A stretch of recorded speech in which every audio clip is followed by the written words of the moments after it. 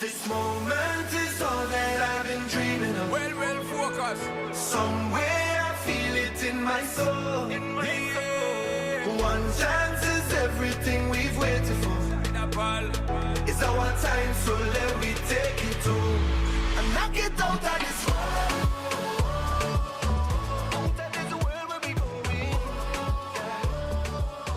Time now to talk T20 World Cup cricket. West Indies will search for their first win of the Super 8 phase of the tournament, and they face co-hosts the United States at Kensington Oval in Barbados on Friday night, Caribbean time. News broke earlier Friday that Kyle Mayers, the hard-hitting left-handed all-rounder, will replace the injured Brandon King. The West Indies lost to England in their Super 8 opener on Wednesday, and South Africa put a big dent on their chances of advancing by beating England today in that very intense matchup as well. So here are the scores from that match today. Of course, England, South Africa making 163 for 8 of their 20 overs, and of course, Quinton de Kock, man of the match, 65, and of course, David Miller, 43, against Jofra Archer, 3 for 40, and Adil Rashid, 1 for 20. England in reply, 156 for 6, Harry Brook, 53, and Liam Livingston, 33, with Maharaj taking 2 for 25, and of course, Kagiso Rabada, a man whose name I truly love, 2 for 32. Of course, joining us now on set, not on set certainly, but Nikhil Uttaman Chandani joins us to discuss the match tonight and looking forward to what we can expect from the West Indies going forward.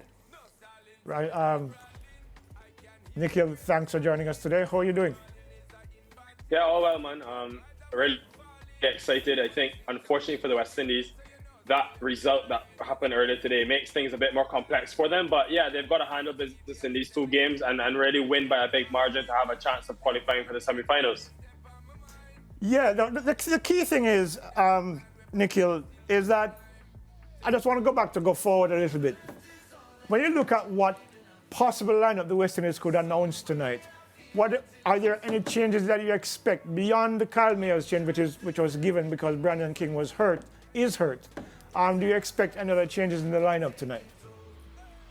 Yeah, again, Darren Sammy has shown that he's placed faith in an 11, even when guys have been under pressure or when they haven't necessarily performed to their potential. But I think where you are in the tournament, given that the fact that England have lost that game today, it really does put you under pressure. You have to win and probably win by a big margin.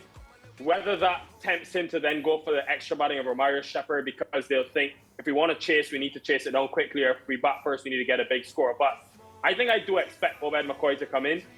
Given how much the bowling struggled in that last game in St. Lucia, I do think on a surface in Barbados where, yes, it's a bit better under lights, I do think it's been on the drier side, it has been on the slower side, and I would appreciate or want to have an Obed McCoy who can give you that left arm angle, but also the pace-off option back of the hand. He can give you the off cutter as well. So I could definitely see that change along with Kyle Mayers. And I hope if Kyle Mayers does play, that he's given the ball. I would like to see him bowl that second over, use the wind factor at Kensington Oval to potentially get some swing.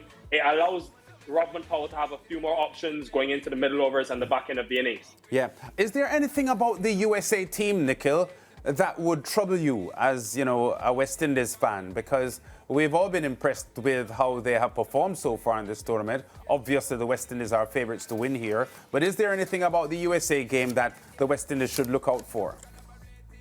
Yeah, I think I am slightly worried about their bowling. Lance, when I think about the 2 spin options, Nosh Kenjige, Harmeet Singh, both left-arm spinners who spin the ball away, which is another reason why I think Mayers is quite important to have that left-right combination all the way through. And I think about Saurabh Netravalkar, who's been a standout of the tournament. He's gotten Rohit Sharma out, he's gotten Rizwan, Virat Kohli. And the West Indies have shown us that they've struggled against a lot slower bowling where guys are swinging the ball but don't have that pace that they're used to. You saw it in that PNG game with Ale Now. You saw it against Tim Southee in the New Zealand game. So I am slightly worried with Netravalkar starting with that brand new ball, the wind factor which allows the ball to swing at Kensington, that he can make some early inroads and really set back the West Indies. But yeah, they've got to come out strong. Probably USA's batting is an area where they'll look for some more improvement. What they've had in every game, though, is different individuals with bat in hand standing up. It hasn't only been Aaron Jones. In the last game, it was Andreas House who got them close with Harmeet Singh. So they're different individuals standing up at different times. They can't take them lightly. Yeah, I want to go back quickly before we go more into this West Indies-USA game, Nikhil, on the South Africa-England game today, because South Africa stoutly defended a total 160 plus with efficiency and clinical strategy. The West Indies weren't able to defend 180 against the Englishmen. Was there anything about the South Africa performance today that you think the West Indies should take a leaf out of the book? Yeah, execution, lads. I think when you look at that situation in that game today, England needed 25 runs off 18 balls with 2 set batters at the crease, and you thought 6 wickets in hand, surely they'll get over the line. But you saw the brilliance of Rabada, who is not really known for his death bowling, come back, get the wicket of Livingston, concede just 4 runs, followed up by Janssen, followed up by Norkia. So that execution at the back end has been where we know the West Indies have lacked the most. That is what they'll look to take from South Africa, and they'll have to deal with against South Africa, because that has been their strongest suit, the power in the last 5 overs. But South Africa have been one of the better death bowling teams. And I think just that clinical execution, the fact that they were able to make use of the power play as well, on a not easy surface in St. Lucia, they got 63. Quinton de Kock again was special. I thought that was probably the difference in the game. And selection, South Africa, I thought, missed a trick not playing Shamsi, the extra spinner. I would hope that at Kensington Oval, the West Indies, I expect them to have their 2 spinners, but that's, again, I would hope that the surface can impact their selection decision with McCoy, who may get a few deliveries to grip on what has been a slow and dry surface. 51 dot balls, Nikhil, against England. The West Indies seem to have fallen back into the habit of trying to hit their way out of trouble when they find themselves behind the 8 ball a little bit, because they had lost momentum after Brandon King got out. Do we expect to see an adjustment in terms of rotation of the strike, which could have cost them about 20-25 runs in the match against England? Do you see them making that adjustment tonight, or is it going to be back to the same old idea of hitting yourself out of trouble if they do fall into trouble? I think they have no choice, Leighton. I think you have to score off of more deliveries. When they had 51, England had 29, and that was simply the difference. Even if it's not 4s and 6s, you have to get more runs in the middle. And it's funny because when we talk about the dot ball number in isolation, 51, usually the West Indies have struggled in the middle overs. But when I look back at that last game, their target every game is 15 dots in the middle, only 15 dots. They only had 16. The real issue came in the power play, where Johnson Charles was slow to get going. Nicholas Pooran came in after Brandon King retired, and that partnership was a bit slow against the spin. So funny enough, it wasn't even the middle that plagued them. But when you have that slow start in the power play, based on the standards of that surface, and then at the back end you lose 2 quick wickets, you've got 2 new batters at the crease, it kind of ends up like that. I think the key is if you can have one set batter from that top 4 going deep, whether that's Pooran, whether that's one of the openers. I think Johnson Charles has got to understand his role, and that is to go hard, given the depth that the West Indies have. Rutherford Russell at number 6 and 7 is immense depth and power. So the West Indies have got to bat with more impetus earlier. I don't think they need to wait till the 10th over to start going. They can go a lot earlier, especially if they don't lose wickets and have a good platform in hand. But as Quinton de Kock showed today, on the tougher surfaces against a hard new ball, you have to make use of the power play. You mentioned, of course, Kyle Mayers coming in, and you mentioned that you're happy. The left-right-hand combination actually can be helpful. But the fact that Kyle hasn't started in a while and hasn't had great form in a while, is that a concern for you?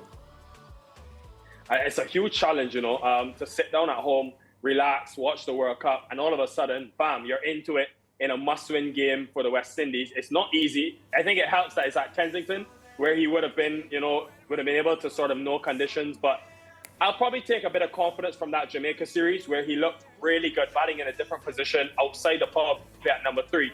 And if he can continue that sort of aggression, his presence at the crease being a left-hander, it's so important. And maybe there's a potential for a Roston Chase going up to number 3 if Mears is the one that bats through.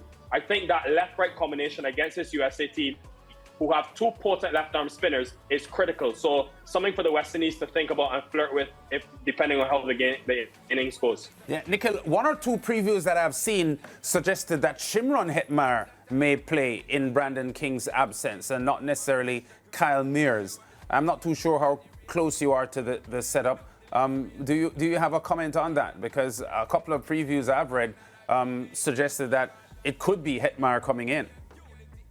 I did see that, lads, just from fans and people on Twitter, etc. But again, I would question who opens the batting. Do you really want to send a Hetmyer who Really, he's been batting in the last 5 overs against a brand new ball. Similar to Mears, would not have a lot of cricket. But why I feel more comfortable with Mears is because he's just been known in that position. He's an opener. He's got runs at Kensington Oval. And again, another option is Shea Hope, maybe. You can go Shea Hope and Johnson Charles. But I just think looking at the makeup, a left-arm seamer, 2 left-arm spinners, and what Mears provides, we're talking about the slow starts of the West Indies. We're talking about the fact that they're taking too long to get going.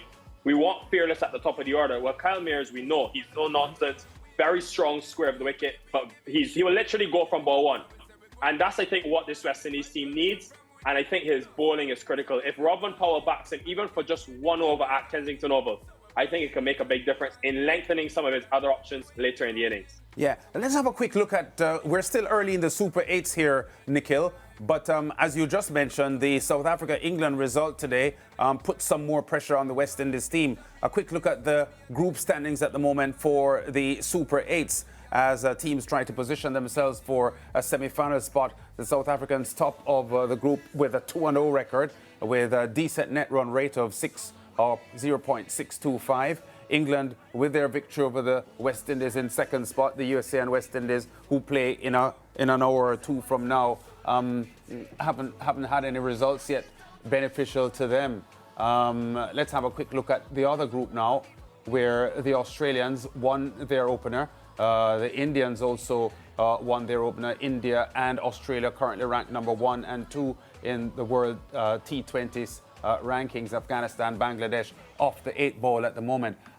Anything that you've seen so far, still, as I said, early in the Super 8s that may direct us to who the semi-finalists might be? I think in that Group 1, Lance, what is key there, England and South Africa, their run rates are not even at 1. And that tells you that the West Indies have an opportunity tonight. Now, look, you cannot go in planning and saying, well, look, we need to win big. Because if you take this USA team lightly, like teams have done it in this tournament, you will be beaten. They're good enough that they can beat the West Indies. They're good enough that they can beat any of these 3 other big sides, quote unquote. But what I'll say is, if the West Indies find themselves in a position where they're chasing a below par total, they have got to maximize and try to win the game quickly. Because think back a couple of days ago here in Antigua, South Africa and that USA game, it went to the last over.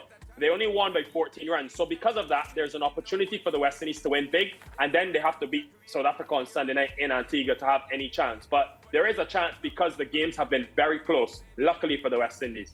All right, Nikhil, we'll be having our eyes glued on this match tonight. Very important fixture, the West Indies favourites here, but I agree with you. They shouldn't take the USA lightly because teams have done that in the past and suffered for it. So we'll talk again soon, Nikhil. Thanks for talking to us. Thank you very much, Lance. Yeah, and we'll be back with more on the SportsMax Zone after this. One chance is everything we've waited for. No, it's our time, so let me take it home and knock it out of this world. Out of this world where we going. Out of this world, yeah. Out of this world where we going.